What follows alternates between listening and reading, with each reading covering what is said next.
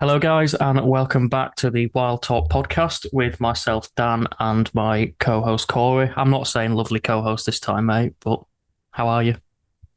Yeah, I'm all right. It's real awkward because we have to sit and pretend that we haven't We- just spent 20 minutes chatting beforehand, catching up on each other's lives and how we're doing and stuff. Yeah, exactly. I know exactly what you've done for like the past week now. Yeah, exactly. Yeah, I've just sat at home and done fuck all. Yeah, that's standard for you, mate. Yeah. No, do you know what, right? Obviously, you know how bad my health's been. Yes. I've got to put some new tablets last week from the doctors, and about a week later, I feel generally back to my normal self. So, good news, I'm doing well. Oh, that's good. You're Yeah, back yeah, out with doing the really camera well. soon. Yeah, yeah. Hopefully, I've just got into a bit of landscape photography and stuff like How that. exciting. Yeah, I just saw the new Instagram page for your landscape and drone work.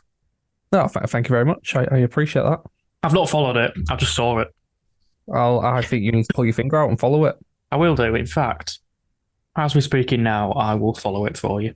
Right, I'm just going to watch this and just wait for notification to pop up. 1 minute. I have 7 Instagram accounts on my phone, so I just need to. Oh, wait, no, sorry. I tell a lie. I am actually following it. Oh yeah, Yep. followers. The CMH underscore snaps. CHM underscore. Oh, you are all right. I'll let you off. Yeah, no, I am. I didn't think I'd clicked follow, but apparently I have. I'll let you off. Oh, thanks very much, mate. Thanks very How much. how are you doing? Obviously, you disappeared off planet Earth over the weekend. Yeah, for Numerous things. the listeners, yeah, I apparently disappeared off the face of the earth. Yeah, Corey was messaging me, but I was not seeing them. But yeah, no, I'm all right, mate. Just been busy with work. That's about Work it, gets in the really. way, doesn't it? Work does get in the way sometimes. I mean, I can imagine maybe my manager's listening to this, so work doesn't get in the way, mate. It's great. All you Um, do is bitch about work. oh, come on now. No, I will have less of that. I don't want to be pulled in for disciplinary. No, you don't. You don't. You tell me how much No, you love your job, and everybody's yeah, great, and yeah, that's it. Yeah, yeah, it's you know what, it's good when you have a job that you love doing. I very much love my job, and very much looking forward to being back in a few days' time. So it's yeah, it's nice to have work. it is nice Yeah, to have work, mate. let's stop talking about work. This podcast is about Yeah, the wildlife. I don't want to talk about bloody work with it. no. Go So, on. boys, Have you got anything for me today? Not I another have quiz. I have got a quiz for you. So Wonderful. this is 1, 2, 3, 12-point quiz. Okay. It's relatively easy though for you. There's going to be an easy part to it. There's going to be a more difficult part for it. So the All right. first part of the question is, please can you name to me all the deer species in the UK? Found, not native, but found in the UK. I was going to say not native. So you've got red deer, Yep, sika deer, yep, fallow deer, yep, roe deer, yep, Chinese water deer, yep, muntjac. yep. Have I missed any? Nope. I've got them all. You've got them all. Boom. So, in order from Ooh. biggest to smallest, can you name the size orders of them all? Well, I'm going red deer to kick it off as the biggest, Yep. and then I'll probably drop down to sika deer Let me just confirm that 1 second. because I have seen them side by side before. Incorrect. Is it roe? No. Oh, well, it's not fallow because they're tiny, and muntjacs are tiny. How Chinese well do you... water? How are Chinese No. water deer big? No. So I'm going to give you 1 point for red, and I'm going to take away a point from you from this because you should know this. It's fallow deer. Fallow deer are massive, Dan. No, no, no, because I've seen a fallow deer next to a red deer before, and it wasn't anywhere near as Reds. big. So I believe the size difference between red deer and then the next smallest deer is about the twice as big as the next biggest deer. Because at my there's a deer park up where I live or near where I live. Dudley. It's Studley, yeah, and Yeah. they have sika and red living side by side along with the fallows, and the sika are pretty much the same size as the reds. You are massively incorrect on that. No, I've photographed them side by side because people often confuse them for red deer when they're up there, and they're obviously not. But well, I I hate to be the bearer of bad news, but the cicadilla on average is 2.5 feet tall. Is it heckers like? I've stood next to one. It can't honestly. Oh, this is Must, this is blasphemy. I promise you, from the rump of a cicadilla is on average 2.5 feet tall. Uh, if people are actually still listening to this, this is mine and Corey's first on-air argument. I promise you, this is pure science. This is fact, scientific facts. It's coming from Wikipedia. Oh, so you've Yeah, it's probably not. It's edited not. it, haven't you? This is coming from the British Deer Society. Oh well, if it's them, then I must go with it. But I did not know that. Did not know that. So fair enough. Although to be fair, oh yeah, no, yeah. Cicadilla, they are technically a medium to large size deer, but they stand at about 70 centimeters at the shoulder. So yeah, I guess some of them could be. Fallow Maybe deer the, maybe stand maybe the ones I've seen are just massive cicada. fallow deer stand at about a meter at the shoulder. Well, Red deer stand at about 1.5 meters. So they're about 50% taller than a fallow deer, the next smallest ones. So no, you're incorrect. So after a red deer, it is a fallow deer. So what do you think comes after a fallow deer? no, I'm going to say Chinese water deer. Why would you say Chinese water deer? I don't know. I've We never just seen. I've never actually seen one, so I don't know the size. I've seen. In fact, after. Are you telling me a roe deer is smaller than a bloody fallow deer? Yeah, No. a roe deer isn't even the third largest. Wow. So I'm just. So then I'm assuming it goes Chinese water and then muntjac because muntjacs are tiny. So it goes red deer, fallow deer, and then sika, Seeker, then then roe, roe deer, and then Chinese water, and then and muntjac. then muntjac. I have seen a muntjac there. They are tiny.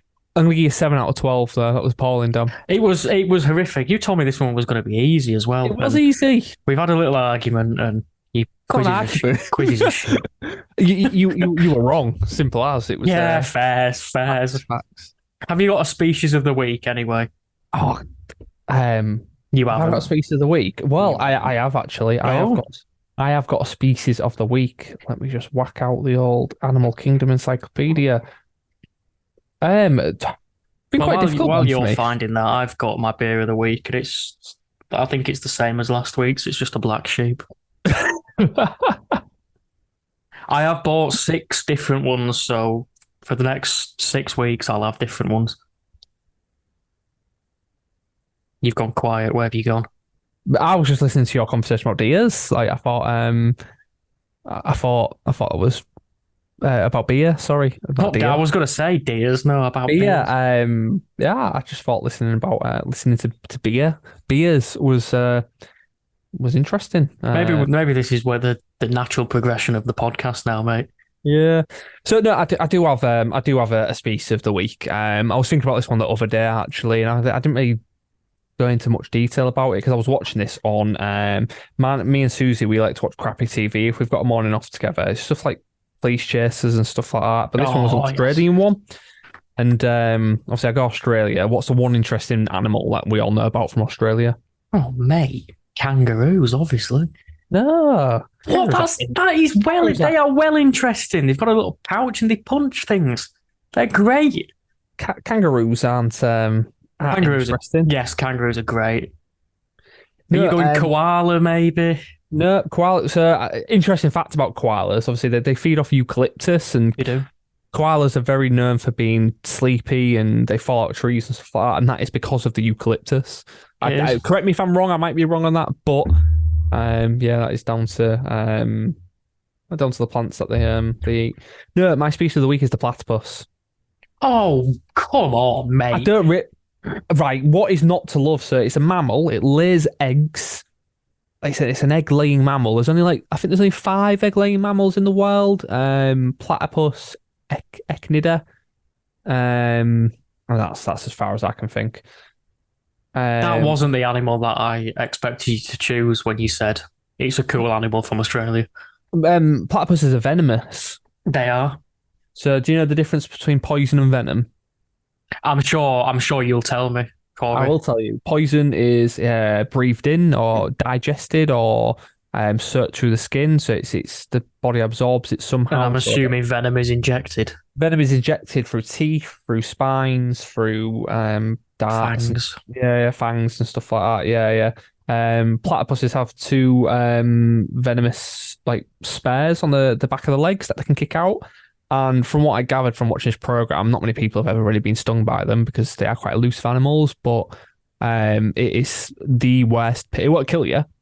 You're not going to die from it, but it is the worst pain of anything you could compare. People are asking to be killed halfway through dealing with this. I mean, that's That's mad. that's Like, that's pretty egg-laying cool. mammal with a duck's bill. It's got a bloody flat tail. It's just like a shish kebab of bloody. It is, isn't it? It is something that should have been created by a child in primary school. They are yeah. I mean, they're very similar to otters in terms of the body and the fair density. So obviously otters, is it Atlantic otters? They've got the densest fur of any mammal on the planet. Hmm. They reckon 10 million square hairs per square inch. Platypus is out far beyond that. They've actually got two layers of fur. They've got the top layer for waterproof, and they've got the bottom layer for like insulation to keep them warm. Which obviously in Australia, like they don't need to to be Yeah, it's kept warm. yeah. They glow under UV. You know, like scorpions glow under like a UV They bioluminescent light. they do not, do they? They do. They blur like a greeny bluey glow, which I'm is just keep talking. I'm just gonna Google this. which is mad. Yeah, they're just. I mean, Oh my god, they do. yeah, it's not as if That's monotreme. that's incredible. Oh, I was right. There are only five monotreme. I've not actually heard that word before. I can't remember what the word is. Yeah, they do. They glow blue and green. That's pretty mental. All Mon right, I'll give you that then. I'll give you that. monotremes. What am I thinking of with a different name? So, what was it? Right. So there's an echnida. There's a platypus. Egg-laying mammals. Let's have a look.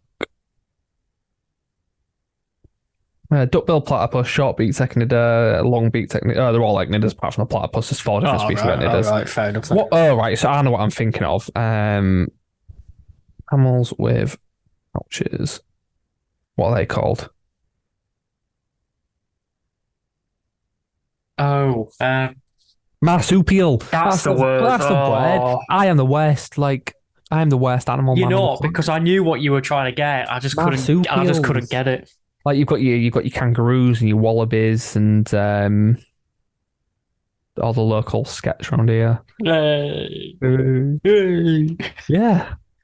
Oh, that was a fun little conversation that went on for how long? I don't even know, but I'm quite enjoying this episode when it is just me and you. Not that I've got anything against guests, but it's just more of a general chit chat and waffle, which is Yeah, which is quite what we're nice. good at. We go on tangents and we don't have to worry about None of that was a tangent though, which was quite good. that was on topic somehow on. Oh, I think the marsupial part was a little bit of a tangent. But yeah, my It all species added of the up. week is the duck-billed platypus. I was very poorly prepped for that one. I had to do a bit of googling to find I'll, out. I'll I'll back you though, mate. Now that I know it glows in the dark, it's probably the coolest animal from Australia. I'm gonna get one and see if I can use it as a nightlight. I reckon that'd work. Do you know what they are? I think for me to go to Australia and photograph stuff like Tasmanian devil, platypus, and wombats and stuff like that. You know, the wombat, it has square poo. Like perfectly square. Obviously not crisply cube, but like it has a cube shaped poo. That's pretty cool. I'd quite like to go to Australia, but more for the. You see, I've always wanted to photograph a kookaburra. Kookaburras. I've held a kookaburra. Did you know the kookaburra is a large species of the kingfisher family? I did, yes, I did. They're quite close in. I think they're more closely related or more familiar or similar, sorry, with the pied kingfishers of like Asia Mm. because they're quite big. We had one of them over in Lancashire, not so Yeah, long. bloody hell. Oh, I mean, we talked last week about bloody twitches and stuff like that, flushing out species. How badly harassed was that poor bird? Oh, it was horrific. Did you go It's one of photograph the it? reasons why I never went. Yeah, Uh, I had absolutely no interest in going. Absolutely no interest at all. I had a I 600 mil F4 on loan that with same species week like it turned up, and I just did with not bother. with species like that, I would much rather go and photograph it in it. Obviously, that doesn't belong here at all. I would much rather go photograph that over in Asia. I mean, when the what am I thinking of? When the Hooper was over here, obviously Hoopers are quite a common-ish visitor to the UK, so I was quite keen on going to go. Do you remember when it was at the cricket ground? Yes, I went thankfully across, only up the road from my house, which was great. well, I went up and photographed that, and then went up to Harewood and stuff like that. And I mean, that was great to be fair. And I went, and there was only about 4 or 5 other photographers there to start off with. Oh God, it turned into an absolute shit show. Well, within There an was hour, there was about 30, but we was just kind of laid on the floor, and it was just feeding at the end of my it camera lens. It was it just like, what's didn't going on? it wasn't bothered about humans, it was more bothered about food. But no, when I went up on a weekend, I think it was a Saturday, and there must have been, well, I counted at least 100 of us on laid on the ground, which must have been quite a sight to see for the regular public. Mental, wasn't it? It's And then it madness. all spilled out into people's driveways as well, and Do you know what? little back roads. I think this is a smooth conversation onto today's topic then, because it kind of fits, I suppose, doesn't it? It does, yeah. The So, I sort mean, of conservation-y ethics of yeah. wildlife photography and So obviously, subjects come first at the end of the day. yeah. Next episode, we've got Meg McCubbin on, and she's very, very, very much conservation and whatnot. So we thought we'd have an episode where we chat about conversation. Conversation. You're struggling today, you mate. I'm shattered. Conservation. Conservation. We thought we'd have a conversation Session about conservation. Yeah. Yeah. That's what I stumbled on. Right. Okay. About conservation. And I think rather than kind of looking on the bigger picture of it all, which we'll probably do a lot of with Meg or Megan, we chat about the conservation side of what us photographers can do, which I know we said this earlier on, didn't we? Like, obviously, last week and stuff with the hides and chatting about it with like Chris, we have touched up on certain areas, but there's a lot more we can chat about and Yeah. build up on, if you know what I mean. Yeah, because the hides play a massive part in the conservation, but you don't have to go to a paid hide or commercial hide or use them to, benefit the wildlife. There's stuff that you could do outside of them that will help. Yeah, exactly. Yeah. So, for example, just general ethics in the field. I suppose that's one thing. I think we should start on that field ethics because we're both familiar with how people can balls up and put a shot before the subject. Oh, I'm absolutely. sure we've probably both ourselves are guilty sometimes for maybe not being as considerate for the subject as we have been because we've been overwhelmed with getting the shot. But I'm pretty confident to know that I haven't ever really gone out of my way to put wildlife at harm to get a good photo. I've never flushed anything out. I've never actively. I mean, there's been times where I've seen the species I want and I've seen a split second where I might be able to get to it, so I've kind of ran to get to a hidden spot so I can hide away. And then my timing's been completely off. The species has seen me and flown away. And that's down to me just being careless as opposed to me being, let's flush this out, try and get a really good image. Yeah. So I mean, I've accidentally flushed subjects out before when I've been walking through the moors, but exactly. never ever anything intentional just to get that image. I don't see the point of it.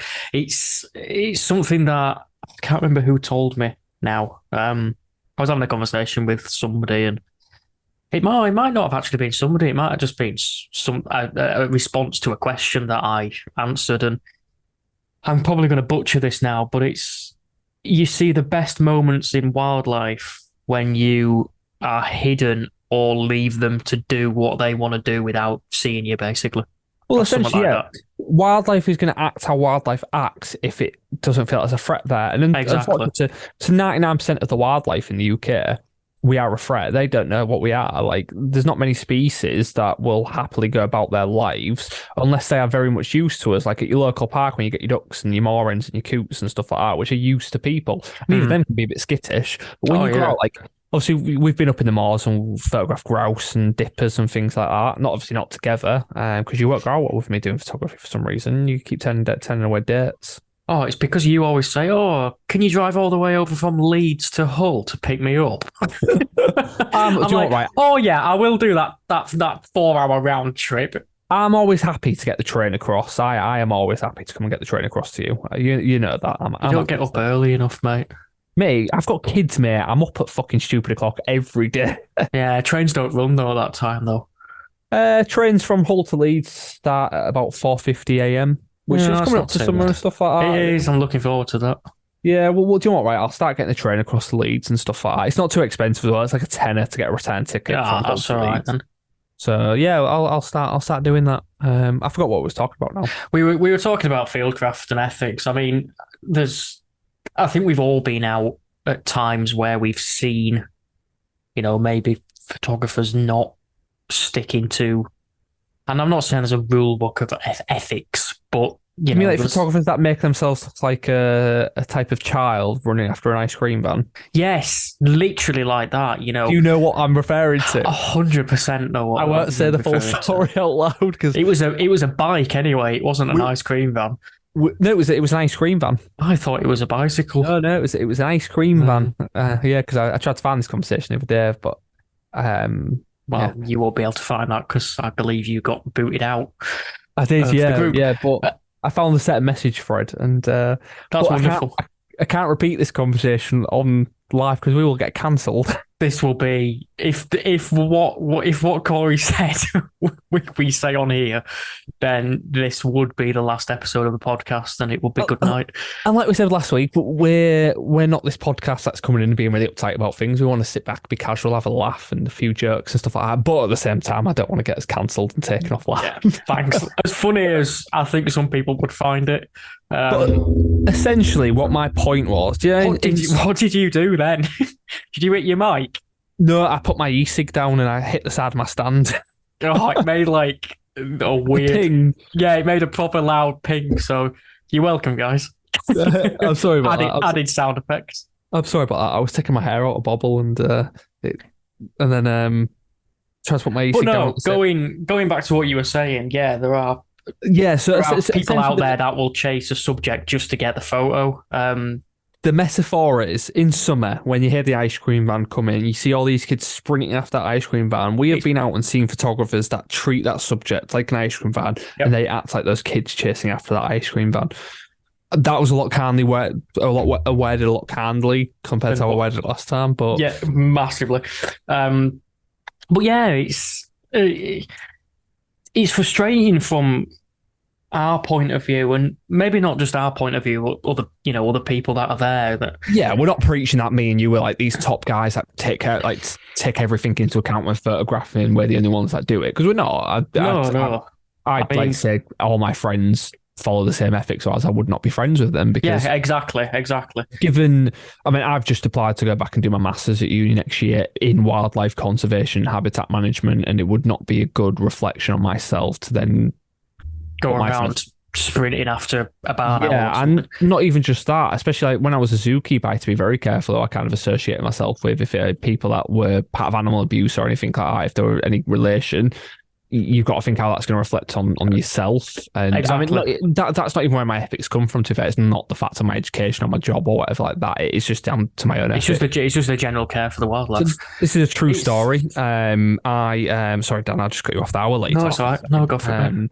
So I had a good friend growing up for 8-9 years, really good friend. He was a bit dense. He just didn't think properly. And when I lived on my own, he said he needed a place to stay for a little bit. And I let him come stay with me for a week. He said his house was getting sorted out. And it turns out while he was getting his house sorted out, he'd left a dog in the house for 8 days on its own. And when I found out, I reported him to the police. And it ultimately, from one thing to another, ended up him in prison. And I still feel no guilt to that to this day. One of my best friends for many, many years. Animal abuse is the worst kind of abuse, I think, No, I don't want to. No, there are types of abuse that are worse. He's treading on eggshells now. Animal abuse is even worse simply because those animals have no idea what they're doing wrong. A dog, for example, a dog just wants to love you. And the worst thing is as well, I could walk into my kitchen. I'm not going to do this. I love my dog more than anything. I would never lay a finger on her. She's my best friend. I love her to bits. I could go into that kitchen now, kick that dog in that head, and she would still want to show me that love and attention. And I think that's what makes it more heartbreaking seeing cases is the levels of abuse that people put these animals through, and not just wildlife, but their own pets and stuff as well. And wildlife like these goshawks that are getting killed, buzzards and stuff like that, getting trapped and just shot in a field by farmers that think, oh no, they're going to come after my livestock. No, that buzzard just wants to live. Just wants to live. It's not even the raptors and the big birds of prey that get it. I mean, I think a lot of us will have seen the video that did the rounds that Chris Packham shared. Was it last week? Maybe even the week before. The foxes. The hunters grabbing the fox out of grabbing the fox out of the den and lobbing it across the field for the dogs to get. I mean, and it's not even just that. It's locally to me, a swan's nest has been stamped on for the past 3 years in a row. Yeah. I mean, the thing is, it's kids, and especially around where I live and where you live. I mean, it's not great because we do have a young population of kids that think they're vulnerable, think they're invincible and get away with all sorts. And they shot the swan. This pair of swans have been breeding in our local park for a long time, and they shot it with an air rifle, shot the mum dead while she was laid on the nest, and then went into the zoo part and shot a wallaby dead while it had a joey in its pouch. And you just got to think, like, and you see these articles on like my local Hull Daily Mail and whatever Bradford's News is and stuff like that, and people commenting on it saying, oh, it's the way the parents are and stuff like that. And I do think part of it is the way people are brought up and lack of education. But it's like they have no consequences. If my child ever did anything like that, any of my kids, I would march them down to the police station myself. I think it's absolutely disgusting. And the problem at the moment in our society is this level of abuse and crime is not taken seriously enough by the court and the system. It is a slap on the wrist and a fine. Agreed. I don't think crimes against wildlife is particularly policed very well. The worst thing is, so my friend that ultimately ended up in prison for animal abuse, it wasn't even the animal abuse that he got in prison for. He was given what's it? Where they go litter picking and crap like that. Community service. Community service, and didn't turn up for that, and that's why he got sent to prison, because he didn't turn up for his community service for the animal abuse. But obviously, kind of dominoes, one thing led to another. And these kids that went out and shot that swan and killed that joey, they never got caught. They never did anything. It's the same kids that are going out and stealing cars and bikes every night, filming it and putting it on social media, and they get a buzz off doing this to the wildlife. Like we all watched Dever growing up, didn't we? Everyone's watched the pigeon and stuff like that, and yeah, we're old enough to, or when we watched it, we realised that sort of stuff was just on TV. It was a joke. It doesn't make me want to go out and kick a pigeon. Like the pigeon was dead. Yeah, he did ask, "Did you think it's dead?" It definitely was. He did, and it didn't respond. So that's it. Yeah, we need to put. Do you know what we should do? We should put a clip of that up after during this conference, so people know that we're not just talking about some random bloke kicking a dead pigeon. I'm pretty sure it was a fake pigeon. But it's not the point, anyways. He was a random bloke as well. He was just, going tangents, but it was mental. But no, I saw him live actually a couple of years ago. That is mental. I didn't even think he'd still be alive, to be quite honest. Dever, is that the only clip you've seen of him? No, God, no. I've seen loads. Yeah, well, it's obviously that's not his actual person. Like he's a teacher and stuff. Yeah, he was a teacher. He played in Hull. He did. This was about 2 weeks after my eldest son Riley was born, and I remember sat there in the audience. I'm gonna find the selfie and send it across to you, me and Dever. Please do.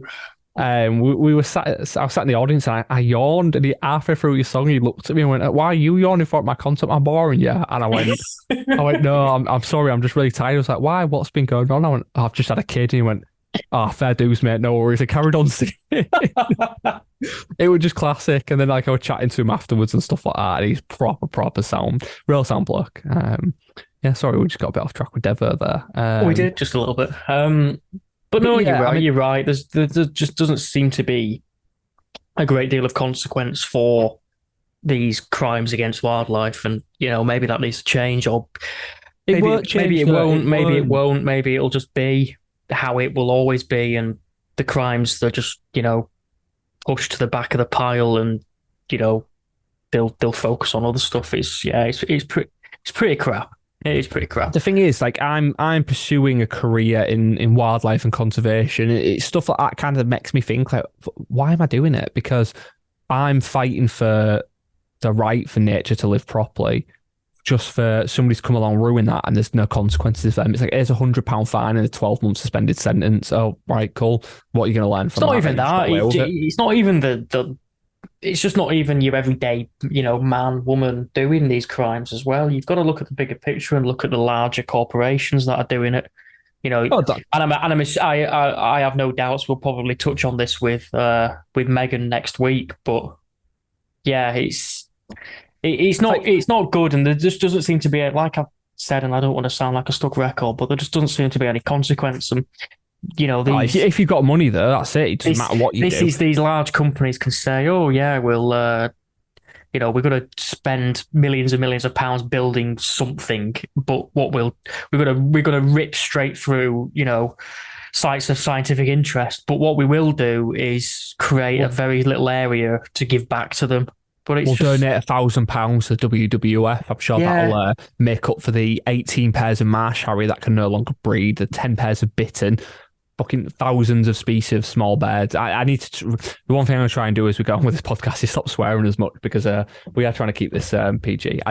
If you don't know me, or if you do know me, you'll know I'm very, very, very potty mouthed. I can't help it. No, not the best either. I get into trouble a lot with it, but yeah, I'm keeping it low. But yeah, but before we go off on a massive spree about proper conservation stuff, because like we said, we'll cover that next week. But it is a good topic to talk about, and the ethics. It's more ethics, I think, than conservation.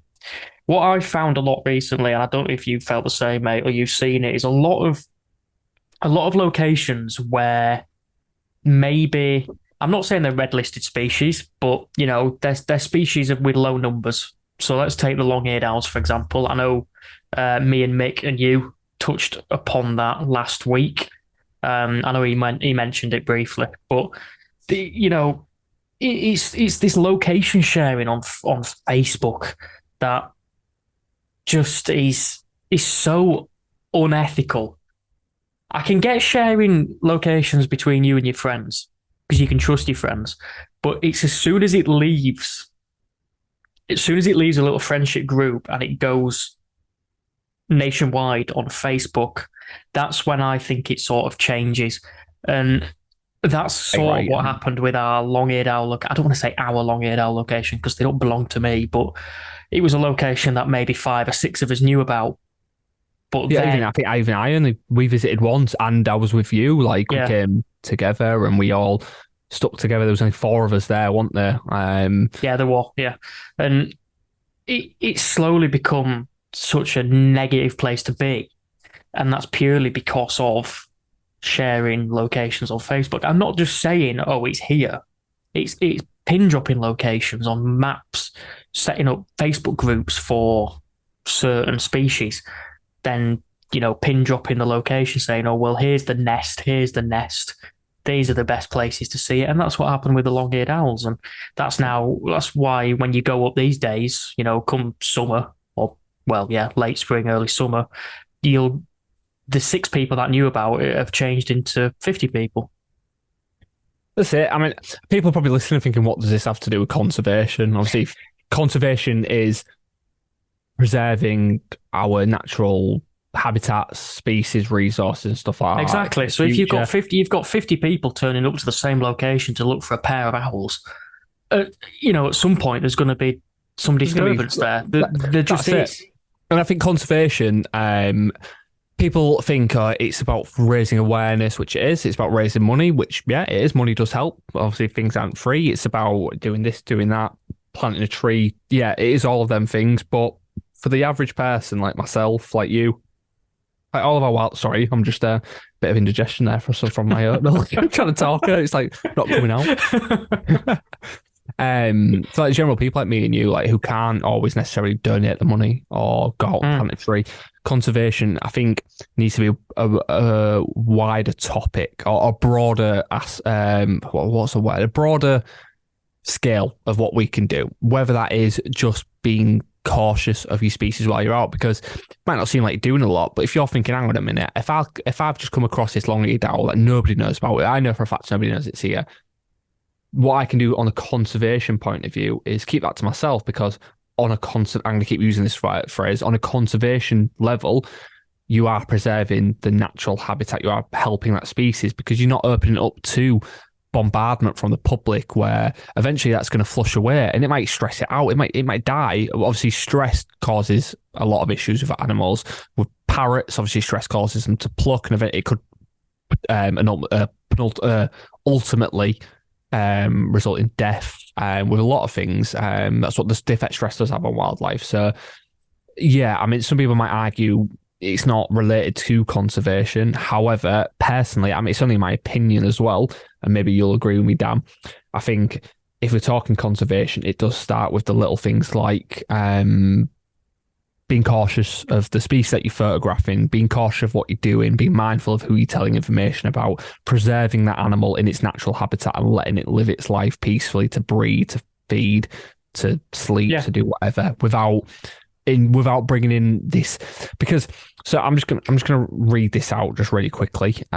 This is I was gonna wait till next week, but I'll also read it out next week because I think it'll bring up a lot of how do I view my saved stuff? There we go, saved. So this came from David Attenborough. We all know if it comes from David Attenborough, it's usually good. It is very good. So 96% of the mass of mammals. So if you don't know what that means, it means not the species, because obviously we're outnumbered, but if you took an individual from every single mammal on the planet, so every single cow, every single chimpanzee, 96% of the mass of mammals on the planet is us and our livestock. I think that's terrifying, absolutely terrifying, considering I'm going to have a quick Google of this, because I'm not too sure on the top of my head.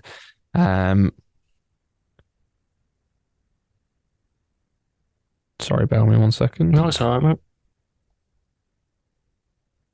But I do want to stress while you're Googling that the conservation and ethics that we're talking about it's pointing more towards wildlife photographers rather than just the general public. I think that's right. Yeah, because obviously we are wildlife photographers, and it is our responsibility, if we're going to put ourselves in a habitat of a wild animal, to photograph it for our own benefit. It is our responsibility to make sure that in the process we are doing what we can to protect them and to preserve them, which falls directly under conservation. Right. Just quickly go back on that David Attenborough quote. So 96% of the species, massive mammals on this planet, is us and our livestock, animals that we essentially raise for food, cows and pigs and stuff like that. There's 5,400 rough species of mammal on the planet. 5,500 species, and humans take up 96% of the complete total of every single individual one of each species combined. And I think that's absolutely... Yeah, I mean, you can look at on the bigger thing, if you look at invertebrates and insects and stuff like that, there are more insects alive on this planet right now than humans that have ever and probably ever will exist. So more individual insects on the planet now than all the number of humans combined from past, present, future, which is good. Just say that percentage of humans again. 90, do you say 96%? 96% of the mass. So if you took every single lion, every single cheetah, every single leopard, I know what you mean. Combined all of them, compared to us, we still take up 96% of the total mass of mammals. And if that's not proof or a reason for us to do better, then breeding. I don't know what is. Not even that. It's terrifying. It's so proof. It's proof that it's when these people say, "Oh, we don't need to do anything," or "There's nothing we can do." That's your proof right there. Go look at like North America and the bison of North America. 500 years ago, that animal roamed. It had free to roam most of North America. But then you look now, and the fact that most of North America is now agricultural farmland, which it's good that it's not cities. Obviously, it's still farmland, it's still natural, but it's all fenced off. These bison have now got about 1% of that land that they could have roamed on 500 years ago. Yep. and it's only one species, but the orangutans of Borneo, Borneo's decreased by what, 90%, the rainforest and jungles in Borneo, 90% over the last 20 years. Amazon, it's decreased by, again, high amounts. What is it, every minute, 3 football pitch size of forest disappears in there. Again, I know as an individual, we can't stop that, we can't change that, but we need to focus on what's close to us. It's all good. But we sponsoring a Jaguar or whatever. We can't change that. But what we can do as photographers is not cause any more issues. I think. I suppose that's a good, simple way of putting it. Yeah. And the thing is, that's so broad. By not causing any issues, it covers so much. If you go out and you've got some food here, don't leave your litter, because I took a photograph last year of a seal pup at Ravenscar with a dog poo bag wrapped around its nose. And then as soon as I took the photo, I removed the bag. Obviously, I'm not. But the fact that I took that photo for me was my way to raise a bit of awareness, and immediately the bag was removed. Why, if you're going to go out with your dog, why have a plastic bag of crap? Which is not only toxic. I tell you what, it's a good place to see the extent of how waste affects wildlife. Is going to Bempton Cliffs on, I forget the name of the rock that juts out now. Staples Knock. That's it, or something like that. And looking at the nest material. The nest material of last year's was just so much plastic. Disgusting. It was absolutely disgusting. A lot of it obviously discarded fishing gear and stuff like that, and ropes and netting and stuff. But that chick's going to be born into ropes and netting and likely just try and eat it and choke. Exactly. I mean, I think we could save all this for next week, maybe. I don't want to say too much now, and then next week's episode becomes stale or repeated. Do you know what I mean? The thing is, we'll have more of a professional point of view from yeah, we'll have someone who knows what they're on about. Yeah, but I mean, the thing is, though, it's not a case of, I think you don't have to be an expert to kind of see what's going on. No, of course not. You just have to look at it. If I look, so I'm just looking at an Instagram photo now that I took at my local park about, how long ago was it? A year ago? No, it can't be that long ago. Sorry, I've lost it. But the Instagram's so crap. There goes any future deal with Instagram. It's just you click on a photo to look at it and that, and then all of a sudden, there we go, right. 22nd of March last year, a moorhen sat on its nest, and in that nest it was about 80% crisp packets and bottles and stuff like that. And they think it's nest building material, but that's not. It's dangerous plastics where chicks are going to get stuck in. It's toxic, it's polluting, it stinks. Just walk around, there's bins everywhere. I go on my park every 50 meters, there's a massive bin, and yet I still watch people just dump crap on the floor. Yeah. Like, I went fishing a couple of weeks ago on the beck, and just the reed beds are just littered with crap. Yeah. It's, all these communities, I think every single person in prison should, rather than be sat in there on their phones and stuff like that, should be out cleaning this. And I think there needs to be more done. And I'm pretty sure me and you together, we could put our heads together and think of somewhere we could do something to, whether it's, I think rather than just raising money, put actions into words, and of course we'll do something that involves us actually going out and cleaning up a crappy rundown habitat that's rubbish and polluted, and we'll do something like that. Like I say, there's no point us sat here preaching it if we're not going out and doing it. Exactly, yeah. And obviously we've just covered everything from bloody Borneo to the local parks here and that then, but the whole point is conservation is done on a wide range, but it doesn't start at a large level. It does start pretty much on your doorstep. If you go out and you see a bit of rubbish, or if you're going out to photograph species and you've got a packet of mini cheddars, just do the right thing and just keep it close to you. Don't just chuck it in a field. Don't think, I'm in a massive moor. I'm in the moors, 200 miles away from anywhere, like there's nobody around me. What's one little bit of rubbish going to do? That one little rubbish, you have no idea what could try. If everybody had that same mental attitude, though, it would be horrific. The thing is, though, I'm not convinced that everybody doesn't have that same mental attitude. Probably, but if everybody did what they did and just thought, it's 200 miles away, nobody's here, no one can see me, then can you imagine if everybody that went there did that? Yeah, but what's scarier is there's people that have the mental attitude thinking, I'm in a crowded public park that I've got bins everywhere, wildlife flourishing, I'm still going to dump rubbish on the floor. Yeah, exactly. There's just no explaining some actions, some people. And it goes back to the ethics of being a wildlife photographer as well, some of the actions that I've seen, and I'm sure you've seen, mate. There's just no explaining them. There is just no explaining them. It's like the main, I'd say, and feel free to chime in at any point, mate. But I'd say there's a few main sort of ethics to have as if you wanted to sit there and call yourself a wildlife photographer. I think one of the main ones is not disturbing your wildlife and not disturbing your subject for the sake of a photograph. You're gonna put on Instagram and you might get 500 likes. There's no justification for it, and I think that's one of the biggest ethics. I've got ethics. Anybody know the film reference? Do you know the film reference? Just give me the reference again. Sorry. I've got ethics. It's a quote off a very, very good British film. I've got ethics. I've got ethics. It's about four lads. Is it Four Lions? No, it's not. It's about four lads that go on holiday. In between us. Oh, yeah, when Neil's not going to cheat on. I've got ethics. Yeah. It's not cheating if it's only the tip. I've got ethics. But yeah, it's definitely, that is probably one of the most fundamental ethics to have as a wildlife photographer. You go out, it's like to my local barn owls.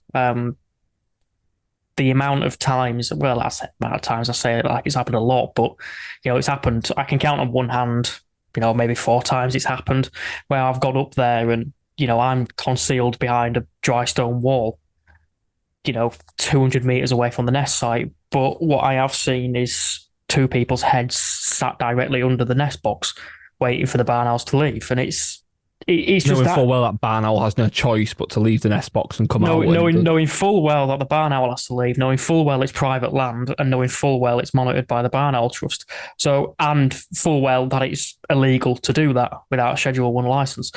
But these people still do it, and it's always for the shot. It's never for the welfare of for the species. It's never for the It's never to not disturb them. It's always for their shot, and it does make you question sometimes when you see. And I'm not accusing people at all in the. I mean, if I wanted to accuse people, I would outwardly accuse them. You know me, Corey. I'd go out there and I'd say it exactly how it is. I mean, I'm your half brother, and you do it to me. Yeah, I'll just say it how it is, mate. I think life's too short to just not say what you mean. And so can I just clarify, we're not half brothers. No, we're not, we have completely different skin tones, and I don't look like Harry Potter. No, sorry. Just. I mean, I do talk. I've got a real good habit of talking through this podcast, and I sit and scroll through Facebook at the same time, just see if anything pops up. And on the Treasure Channels this morning, a walrus was photographed. Oh, just while you bring up walruses, Thor, as many of you may have seen, was in. Where was he? He was in Scarborough, and he was in. He went Blythe. He went Blythe, and then he did spend a night in Whitby, didn't he, as well, I think. And then Berwick. He has now safely returned to Iceland. Oh, that's around that geezer, doesn't he?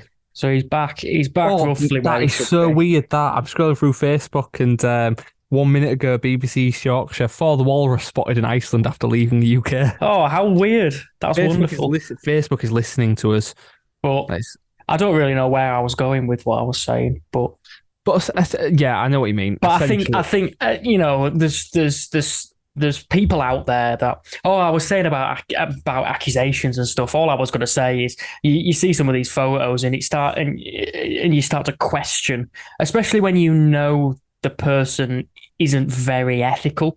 You start to question, how they obtained them photos. Was it legally? Was it ethically right? Was the species put first?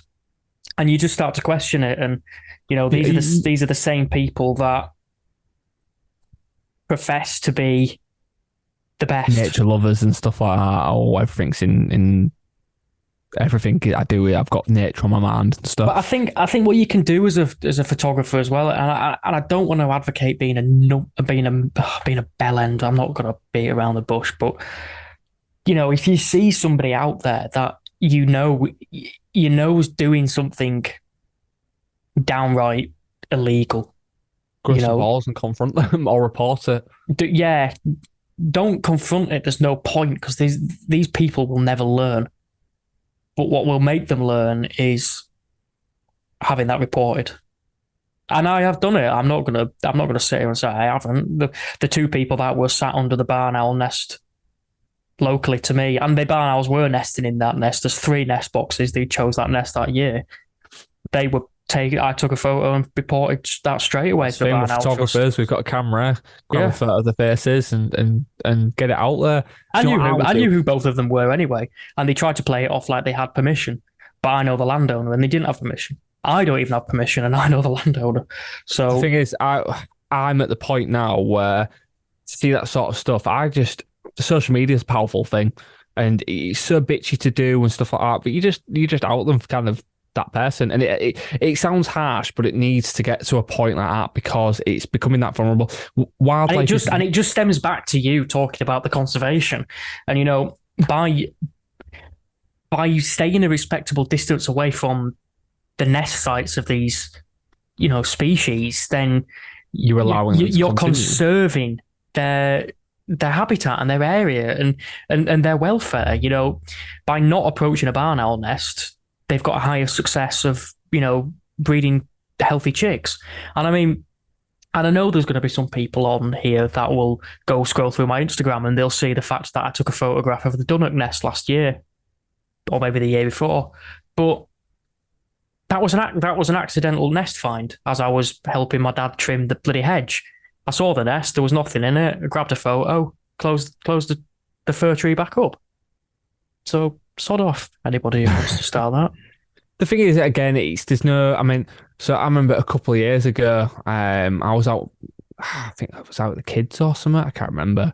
And there was a tree in the park, and it was all hollowed through, and it had like what I thought was sap leaking out of it. So I thought, oh, that looks really cool. That I wonder if there's sap gathering in this because it had a big hollow hole. So I wonder if there's sap. Oh, it's like gathering sap through. gathering in it like a well or something. I couldn't see through it. So what I did, my phone would fit in, so I put my flashlight on my phone, my torch. I put my camera onto video record. Oh yeah, Flash on and pokes it through the hole to have a look and see if there's any sap. I thought I've always wanted to try tree sap and stuff like that. I know some safe to eat. I don't know if it would have been, but thought it'd be real interesting. Put my camera through, pulled my phone out, played the video, and there was a blue tit and 6 or 7 chicks. And immediately I was like, crap, right? I felt really awful for that. I felt absolutely. This was it must have been about 5-6 years ago, but before I went to uni, before I was kind of like had that not ethical mindset. I've always had that ethical mindset, but before I was more educated on certain areas of wildlife and stuff like that, and in should have just left it, but where have you gone? Oh, I believe we've got some form of technical difficulty now. why? You just cut out. You said "but" and then just cut out completely. Uh, um, I'll sort that out in post. I keep saying my internet connection is unstable. Good old K-Com in Hull for you. It's crap, yeah. Where did I get up to? Where did you hear me? You said "but" and then that was kind of like that. I said, but stuff like this happens, but you can't do anything about it. These little hiccups where you're going to accidentally maybe disturb a species, as long as you don't mean to do it, as long as there's no malice there, as long as there's no thought process in your head that you're going to actively disturb this species. And that's what I find. And that's what I find so worrying. And I know I don't want us to go on about it too much and about people because the people that we go on about will know who they are, and I don't really want to give them any more airtime than what they deserve. But the more worrying thing is these people go out and with their full intentions to act unethically and illegally to obtain these photos, and I think that's more worrying than what they're not necessarily what they're actually doing, but some of the actions that they do. I think it's makes you think, what's the next thing that they're going to do? Yeah, what that's what they've done there. Could they do anything worse to obtain species and photos of species? And the answer is probably yes, because and it stems back to Where there's a will, there's a way. yeah, it stems back to the whole sort of topic of this little chat that we're having. It's all about the ethics and how ethics. Yeah, I think talking about conservation, how ethics can lead into conservation. I think the podcast topic, obviously, we originally came with the thought of conservation, but I think ethics is a more suitable thing because all this is conservation and your responsibility or your idea to act upon and contribute towards conversation generally stems down to your ethics. Conservation. You did conversation again. Conservation, sorry. Your morals and it dominoes. If you are an ethical photographer, then it will domino into you having a positive impact a positive impact on conservation. That's it. I mean, it's not just photographers as well. I've got good friends of mine that run a reptile shop and they do a lot for conservation. My zookeeper friends, the stuff the zoo did for conservation. As a zoo, you have to contribute towards conservation somehow, but there's a minimum standard that you have to do. And a lot of zoos I know go well above and beyond that minimum standard because as a community, they feel like if we're going to show off these species and educate, it's our responsibility to do even more than we can. And wildlife isn't here for us. It's not here for us to sit and enjoy. It's here to live. And it's gotten to the point where we now have to be here for wildlife because it's us that we've interfered that much. We've now got no choice but to interfere. And I feel like we said this with... Did we say something along them lines with somebody else? I feel like we did. Yeah, I think it was Chris when he was talking about his goshawks and how the impact of feeding and stuff can. Like I say, I think if we said that kind of along them lines, like we've interfered that much, we've got no choice now but to interfere with them. It's a fantastic point to make because it's true. It is 100% true. If you look at all these species that are dying, these species that numbers are reduced, the only way they've got any possibility of coming back without being extinct is by human interference to allow them to get to that point again. Do you know, I'm now that we've had this sort of topic, this conversation about ethics and a brief sort of overview on conservation as a wildlife photographer or as a photographer, because landscape photographers have to be ethical as well with how they approach situations. But I'm really, really looking forward to this chat now with Meg. I feel like we can delve a lot deeper into the world of conservation, and it's such an emotional subject as well, especially for the people that I care. And obviously people like Meg, people like Chris and stuff like that have spent a lot of their life dedicated to the efforts of conservation. Hopefully myself in a few years' time I can look back and think, I'm doing enough. Yeah. And all that hard work you're putting through just to it's baby steps. You could do a lot in 5 years, but the way humanity is going, it could make all them 5 years completely redundant. Like it's 100%. And I think what I'm gonna do, because I don't think when we posted originally that the poll did particularly well. I'll be open to say that. I'm gonna drop a poll onto my Instagram, my actual photography Instagram page, with just any general questions people have for Meg. We'll do sort of like a little Q&A maybe. Listener Q&A. And we'll just collate some of the best questions we've got. Because, I mean, me and Corey have obviously got questions, but you as viewers, or you as listeners, I call you viewers, you're not actually viewing anything, you're just listening. But I think you as listeners probably have some conversations you'd like to direct towards Meg about, conservation or, British wildlife or any form of wildlife, because, it all needs conserving.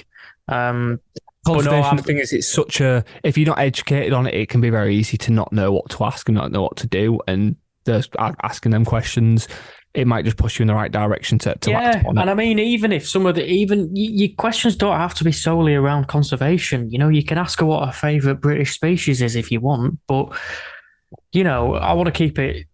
It's going to be a very interesting episode, and there'll be some emotional aspects of, like you've mentioned, conservation's massively emotional, but I want to keep it light-hearted as well with other questions on What's your favourite tit?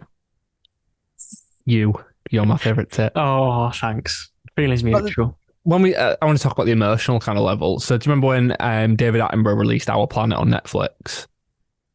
Yes, I mean, I'm going to be open and say that in at least one of his things that he's done, one of his documentary series, I've probably cried at least once. Well, I mean, there's a scene. I'm so before I met Susie, I remember I was seeing a really nice girl, and on our first kind of date, we decided to watch Our Planet. And it Oh, was the God. episode with the walruses. Oh, I knew the Walrus episode was coming. When I Oh, say I was sat I've on the blubbered. sofa crying, my dad was crying, and my mum was crying watching that. It was It's horrific. heartbreaking. It is one of the, and the thing is, and I'll still watch it to this day because I'm. It's so emotional, but it's so powerful. Did you watch the behind the scenes? Oh, the behind the scenes, yeah. You could see the emotion of the photographers and the filmmakers and stuff like that. But you got to think like that must be so hard for them to do, but it needed to be done because it's us that has led to that point of those walruses being crammed onto that small little bit of land, having to climb up to get out of the way, and then because their eyesight is so poor, they just climb off the edge of the cliff thinking that they're at the bottom. And And I think that leads on. It doesn't lead on perfectly, but it goes a full loop back to talking about ethics and not maybe not ethics as a photographer, but what I've seen quite a lot over the past sort of couple of years, and especially during lockdown, it's that no interfering rule within wildlife. So an example is the sparrowhawks taking starlings and various small birds out of people's gardens. When the starling's on the ground, losing its life, you're seeing these people on Facebook running out and scaring the bloody sparrowhawk off. you might have just scared that sparrowhawk away from its last chance of a meal, and that Yeah, sparrow it might could have have had been young to feed. starving. And what you've done is you've created, and I'm using this term a lot, but you've created a domino effect, a negative domino effect. So you scaring that starling, not only do you now have a starling that is just dying on the bloody floor It's probably better in off eating pain, it's quicker. probably better off being dispatched by the sparrowhawk. You've got a hungry sparrowhawk, which might have needed that meal in order to just survive itself. Or you've got that male sparrowhawk taking food back to its 3 or 4 chicks and the female, which could have really needed that meal. So you don't know what the negative aspects. And I think so many people just and I saw something today and someone had posted a sparrowhawk on my local page. Well, in fact, they said, "Has anybody seen an eagle around here?" And I was like, no. I think at best we've probably had a buzzard. A kite flew over the house not so long back, but I've had an eagle land in my garden. And I was like, no, you've not had a bloody eagle. So I was flicking through the comments and people were like, oh, Sparrowhawk, Sparrowhawk. And yet they were like, oh, yeah. And then they posted, someone who does a bit of photography around here posted a photograph of a sparrowhawk eating, like, with its talons into the breast of a starling. And someone just put on a comment underneath, brutal killers. They're not brutal killers.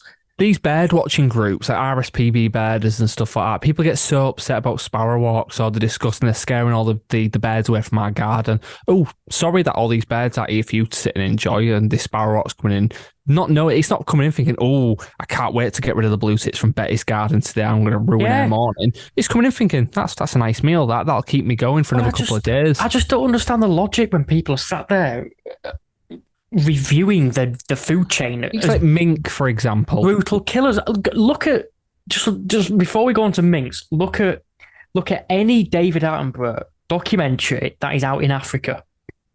Do you see? Or cheetahs ripping apart. Do you see Betty crying because a lion's ripping the throat out of a wildebeest? No. No. Do you know how many complaints Netflix received about the killing scenes of the 5 cheetahs taking down the calf of the wildebeest in Africa? They received so many complaints because I just don't get the, and this is completely going off tangent. This has got nothing to do with ethics or conservation at all. But I just find the mindset of these morons, and I'm gonna lump them into morons, that I just can't comprehend their thought process. Oh, I'm watching a pack of lions hunt a baby wildebeest. what do you think has happened for the Nature for isn't all cute and cuddly. Nature is yeah. brutal. Nature is disgusting at sometimes. Nature, like that scene. I watched a horrific. I watched a. I wouldn't say it's horrific, but it's just nature of a lion that's brought down, or a pack of. I think it was a pack of lions that had brought down a giraffe. Oh, that was a fantastic scene. They didn't bring But it down. I know but what scene you're on about. They nearly did did. they? This is one I've seen really recently, and they never ate the giraffe. They just took the unborn giraffe out of the Oh, stomach I've not and seen that went off one. with that. It's brutal. I'll sit there and say With I won't sit nature. there and say it's not brutal, but that's nature. Before this was all documented and put on TV, it was happening. It's been happening for tens of thousands of years. But The T-Rex little walked around looking for its exactly. prey, thinking, "Oh, hang on a minute. No, that's a baby. I'm not going to eat that one." They didn't think that way. They don't. The difference between humans and animals is we have the ability to rationally think. We can decide if something's right or wrong. Only rats can do that. Did you know rats can Yeah, rationally think? rats are pretty And cool. rats can feel regret and remorse. Interesting. But anyways, yeah, I like a lion rats. doesn't have that ability. A lion sees, especially with how nature's going and the lack of food, a lion, I think it's got about a 10% success rate of hunts, which is like the Yeah, worst so of a lot of it cats. sees a meal and it goes for it. And it just goes back to the sparrowhawks over here, you know. If you're feeding tons of little garden birds in your garden, the likelihood is you're also feeding a sparrowhawk, and you running out scaring it off, you're not doing something good. You're not helping your bird population. You're just being a moron. David Attenborough's number one rule is no matter what, they do not interfere. It doesn't Well, matter what is going it's on. like when they were, and there's the behind the scenes footage of this. It was when they were filming the penguins, and I believe it was down in the Falklands, and that young penguin was getting attacked by one of the Arctic skuas, and or skuas, sukas, or whatever they're called. Yeah, What the skewer. skua, innit? And the penguin's running to the cameraman for protection, and all the cameraman's doing, and as hard as it probably was, he's just picking his camera up and walking away because it's nature. You can't We've interfere. already interfered enough as it is. So why would you deny meals for species that need it? If David Attenborough and his crew can not interfere when something brutal is that going on, you cannot interfere with a long-eared owl sat at a nest or whatever it is like that, or a sparrowhawk taking its prey, or whatever you Yeah, want to do to get the photo. If they can get that amazing footage by not interfering, you can get a bang average photo without interfering. And I think that's bang kind on, of bang that's on. probably That's brought it full circle. what's that? Your internet went again, didn't it? I I don't said know. that's brought it full circle as that, mate. What do you mean? Well, you just said, didn't you? You said it brought it full circle back to, back to Oh wildlife right, yes. photography and Sorry, the ethics. I was You're thinking. I having thought you were such a about to. slow mo. You're not having a. You're tired, aren't you, mate? Yeah, I've slept on the couch for the last month. I'm having about four, and the thing is, it's my own fault. I stayed up late last night to watch Jake Paul and Tommy Fury fight. Well, I bet you were gutted about spending 20 quid on that. No, do you know what? Right? No, it went 8 rounds, He and went eight I rounds, thought and all Tommy did, only all Jake Paul did was bloody hug him. yeah. I mean, the thing is that for two amateur, I'm going to say amateur because for even especially like Jake Paul, for example, they're still quite low in the field, and the Tommy's not going to be a world champion anytime soon, and neither is Jake. But to watch them kind of at all the hype and then to actually see a proper 8 round match where it could have gone either way, that was good enough for me. I was happy with that. Yeah, true. But I'm glad Tommy won. Yeah, so am I. Yeah, I can't stand the Pauls. I cannot stand them. I I think don't mind Logan these days, but Yeah, I Jake, suppose he's quieting down a little bit now. he's mellowed a lot since his unfortunate unfortunate video he did in Japan. Oh yeah, we won't talk about that. Yeah, I don't want to really say that in case it knackers something, but yeah, probably not the best. Um, but yeah, no, mate, you're right. It came full circle. Then if they can get the level of stuff they're getting, then yeah, you can get a photo of a bloody long-eared owl sat on a post without having to go disturb a nest, which is Yeah, perfect. essentially that. So I don't want to. I don't want to continue this for too much longer because I feel like No, we'll talk about too much before before Meg before comes on. yeah, and that's I not quite don't know absurd. whether you want to leave that episode there, mate. Yeah, Nice, yeah. straight to the point. Good little chat between us. Do you Gives know a what we should sort of do? teaser for. Do you know how we start the podcast with a little general chit chat about what's been going on? Let's end it that way today. Okay, go on then. What, you got much Y- planned for the week? I know it's quite a Yes. quick time. Let me just summarize that episode really quickly. That was very much we turned it into ethics and just have decent ethics while you're out and Yeah, about. and how sort of ethics dominoes into conservation without really going for conservation, if that makes sense. That just ended up being a nearly 2 hour just about a rant, an hour and a half rant about idiots. Yeah, well, people Yeah, I seem to don't love mind. our solo episodes. Well, our episodes without guests, because we just kind of The, just the go thing is, I don't want to sugarcoat nuts. everything. I don't want it to be people. I don't want to be this not politically correct. I don't want to be this podcast that just goes, oh yeah, everything's fine and dandy. I don't, I want to be as open and honest as just. I want it to be a chit chat amongst friends and like-minded people. And sometimes we might not agree on certain things, but That's the beauty of life, though. that's the beauty We of don't have life. to agree. People have their own opinions and stuff. But yeah, no. Going back to what you said, what your question was, what have I got planned? This is being filmed on the Monday and it's going out on the Tuesday. So on Saturday, I'm photographing the foxes. Are you really? Yeah, I'm taking Jen down. She wants to go see them. Oh, but you won't take me. Yeah, well, yeah, because I'd have to drive 2 hours to pick you up, mate. No, And then I get train to all to Leeds. And then on the Sunday, I'm back up the Welsh mountains photographing the goats again. Um, I'm Are you writing. staying in Wales this weekend? Or are you leaving from Leeds? No, I'm staying in Wales. I'm driving down to Jen's, and then we're going to drive to London from hers, and then back, and then up for the goats. But I'm writing an article this weekend. Well, this weekend's going to be based around writing an article for the Conquer Nature magazine, who we're both brand ambassadors for. Well, apparently only one of us is. No, you Well, are. I'm not gonna talk about this on No, the don't. live, but But yeah, where does Jen live again? she North Wales. North Wales. Yeah, North Wales, I mate. see how much a train would cost me to get across to Wales on Sunday to and from. Well, you were going on Saturday at about 3 o'clock in the morning, mate. So No, I mean to the goats. I'd rather photograph goats than foxes. wow, fair enough. Yeah, I'd love to go photograph them sometime. We'll have to go. We've got all year to photograph them, though, haven't we? True. Yeah, we'll have to do that sometime. That'd be fantastic. I did have a look from while we're up in Scotland, and I saw one or two. Not this year, this time around. Last time I was in Scotland, but there were Wait, just saw what? mountain goats. Oh yeah, yeah. I know. Isle I of know Mull what you has saw. a small population, and there's a few on the mainland and stuff as Well, well. the particular place I go, they estimate between 300 and 400 that are breeding Really? there now. Yeah, so Oh, wow. it's full of them, and it's proper rugged mountain terrain, slate quarries, that kind of stuff. So yeah, I'm writing an article for the magazine because I think photographing foxes in urban London, and then photographing Welsh mountain goat up in the altitudes of the mountains, quite polar opposites. It's nice to get out though, innit? I mean, So, I'm very yeah, much that'll be missing being out interesting. with the camera. Obviously, I went up to Scotland, but because I've been so ill and secluded the house, I've not been able to do much. Hence why I've done a little bit of landscape because it's a lot easier.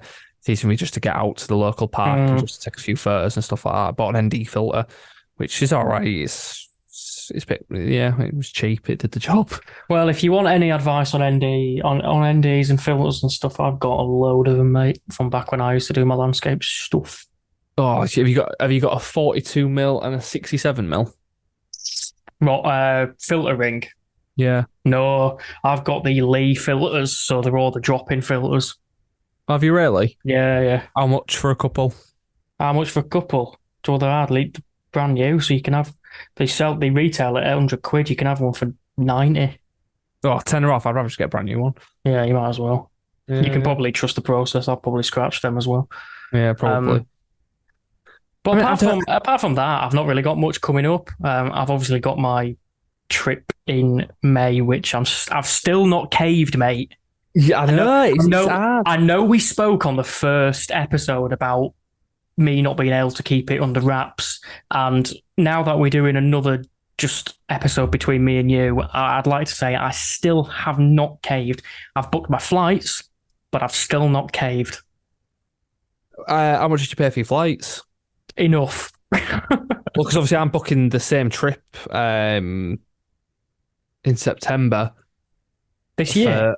Well, no, I'm not going. No, I'm going next Oh, year. you're But going next year. I'm booking it in September this year. I'm so I was going to go in May, but I'm now looking at maybe the August or September trip because it's a little bit cheaper and it's a little bit more what for me what I'd prefer Yeah, because yeah.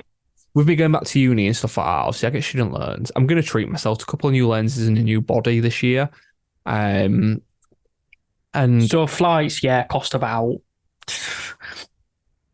I think they were about 450. really, that's expensive. That I mean, I had a look for last year and they were a little bit cheaper than that. But that's you can get them damn sight cheaper if you don't have checked in luggage. That's where they get you. So I've checked in luggage. I'm getting effectively 4 flights as well, and I've got some flight insurance coverage just in case they cancel the flights or something happens. I'm insured on it. So 6 nights as well, innit? You're getting the and it's with six this. and it's 6 nights. That's excluding the price that I've already paid, but still, 6 nights. It's decent to be fair. I'm I'm very much looking forward to this trip because you also get, as well as the guided trip with this species, you also get the daytime to do as you please. And Yeah, which I'm quite looking forward to as well. The evenings into the nights and the mornings will be long, but you've got some solid stuff still to do during the day. And we'll see. This is recorded on the 27th of February. Let's see how long I can last before I cave. I give it a month. You give it a month. Yeah, Has it not been a month since we recorded the first episode? it has, and I give you another month. So you're giving me 2 months in total before I completely and utterly cave. Correct. Yeah. I don't know when's the right time to. Do you know what my original plan was? My plan was to announce it in the airport. Just do it when you get there. But okay, Well, that was here it. here I am in. I was just gonna. You could have said it then. You could have screwed me. But my original plan was to just not even say where I'm going, just upload a random story of me in an airport. Yeah, yeah. Over in Lithuania. Oh crap! I'm sorry. In the what? In Lithuania, Oh, yeah, yeah, yeah. I'm going there. photographing. I mean, they've got some good wildlife over there. They have got some pretty decent wildlife over there. Oh, But I'm just scrolling through Facebook and a photo of a sparrowhawk with a starling came up. lovely. They are listening to us. They're Quite listening. clearly. But yeah, so that was my original plan. Just randomly just drop a photo in an airport. And then as soon as I land in my final destination, that's when I will maybe say something. That sounds like a good plan. Yeah, so there you go. But no, apart from that, and I've not really got much planned. It's just as I and think- when stuff happens. I mean, I'm hoping maybe this weekend I might be able to actually finally get out, depending on plans and stuff like that. I don't know what we're doing. I think we're going to go photograph adders. Obviously, I've done a lot of adders over the past year, and it's good that they're finally coming out again. So I might go photograph them. I've sort of made plans as well to somehow climb a mountain, Snowdon, in May. Oh, when in May? Back end, I believe. What date? Give me a date, mate. I'll be there because that's where Jen lives. I don't know, but I'm sure we can get something planned and get you on board. Oh, so actually, that's a really good idea, Dan. Obviously, we said that we wanted to raise some money for men's mental health awareness. Mhm. Why don't we climb? I don't want to go. I don't want to say Snowdon because I don't want to raise money for it and then I'm unable to climb it because I'm lazy. Why don't we climb Scaffold Pike? I mean, it is on the list of. I just need to do Scarfell now, and then that's my 3. Well, if I do that peaks one, done. that'll be my first out of the 3 in the UK. But I'm thinking if we're going to raise some money, why don't we, rather than just chatting over the podcast, why don't we go out and do something like that? And Well, I mean, why don't we put the money where our mouth is? If we're going to raise money for men's mental health, why don't we do the Yorkshire Three Peaks? what's the Yorkshire Three Peaks? Oh, mate, the Yorkshire Three Peaks is 26.2 miles of absolute beauty. All right, give me a date. When do you want to do it? It's horrific. I did it last year, but if we're doing it, we might as well go. We might as well do it as a podcast and just go for it. All right. See if any of our guests want to join us um, and just hammer it. would it take a day to do? Oh God, yeah. I did it in, and I'm not showing off it, but I did it in 10.5 hours, which is below the average of what is expected on your first attempt. All right, let me just have a quick look at Google Maps. All right, why don't we do it? June. Saturday the 29th of April, just 2 days before Men's Mental Health Awareness Week, and then for the week when we release the episode, we can. Well, why don't we do it the first? Oh, hang on. It's our stag weekend, the 5th to the 7th of May. I was going to say, why don't we do it the? Where's May? Oh yeah, 5th to the 7th. Oh yeah. Why do we do it on the 1st of May? Both of you'll be working, won't you? Could do it the 30th. All right, then we'll do it Sunday the 30th. Sunday 30th of April. Sunday 30th. I'll take the day off on Monday, the 1st of May. Let's do it. Do you want to do 3 peaks, or do you want to do? Because I'm not very fit. My health's recovering. Would you rather do 3 peaks, or would you rather do scaffold? You can tick off your third peak, and I could tick off my third peak. Because I'm going to be doing that anyways in July on my honeymoon, I believe, because it's only 20 minutes away from. Oh well, if you're already doing it, then we'll do 3 peaks, mate. 3 peaks. 3 peaks. It's horrific, but I reckon we can make a decent amount for men's mental health, and with it being that week or just before, like a day before that week, then I think that's great. So chatting to a couple of our guests that are coming on for that specifically. A general consensus of charities that they're all kind of comfortable with, and they're all quite close to is the Mind charity. Yep. So I reckon we do it for them. For Mind, yeah. Mind charity. So you've heard it here first, guys. 30th of May. 30th of April, sorry. That's 4 days after your birthday, 3 days after mine. So yeah, fucking hell. 30th of April for Mind charity. We'll be hitting the Yorkshire Three Peaks. So any listeners out there, really, as long as they're not the ones we don't like, you're more than welcome to join us on that if you wish. So what date is it? There's moral support. So we've got exactly 2 months ish. So Sweet. I'm gonna chuck the vape, which I was planning on doing anyways. To be fair, my health is coming back. I think I might need to start hitting the gym. You know. Yeah. What I'll do I'm not gonna, but I'll start walking more. As soon as we finish this podcast, I'll get a GoFundMe page put up for us to generate the income from to donate to them. Yep. I'll get a post put up for our personal profiles and the podcast profiles on Facebook and Instagram. Sweet, and yeah, what have we just signed up for? If you just smash the donations on that. I think it falls at a perfect time, doesn't that? The thing is, as well, what have we signed ourselves up for? Hell. If you want to go watch what the Yorkshire Three Peaks is like, I featured in a video last year by a YouTube channel called The Yorkshire Campers. I think it's called The Yorkshire Campers. It might just be Yorkshire Campers. Sorry, Johnny, if I've completely and utterly butchered that. We'll link it or something. How far away are they from yours? It's about an hour drive from mine. Let's have a look. So I can collect you in the morning as long as you can get to. No, it's up west from you. So I'll come to you the night before. Yeah, and then I'll get trained to you night before, and then it's up west from you. Yeah, it's about 45 minutes at that time of morning. So if you So yeah, I know the area pretty well, but what's your address? Oh, I'm going to put that out on here. Okay, sorry, I'm just going to. Okay, from Bradford to it's about 45 minutes to Horton and Ribblesdale, an hour maybe at a push. But at that time of the morning, I can probably do it in 45 minutes. So it's a 1 hour 10-minute trip. Oh, good. From yours. If you came to pick me up first, that becomes a 4 hour 35. Yeah, don't even ask. I will come across to you. Oh, sweet. Wow, There What we we go. could do is we could bring our camera gear and stuff like that, so we've got a bit of weight on us, make it a bit more difficult. You're Obviously, all I'll do right, that thanks. landscape. You're all right, thanks. I am not carrying that around. I carried a few bottles of water around last time, and that nearly broke me. I might bring just my body and one of my smaller lenses then for some landscape. Probably wise.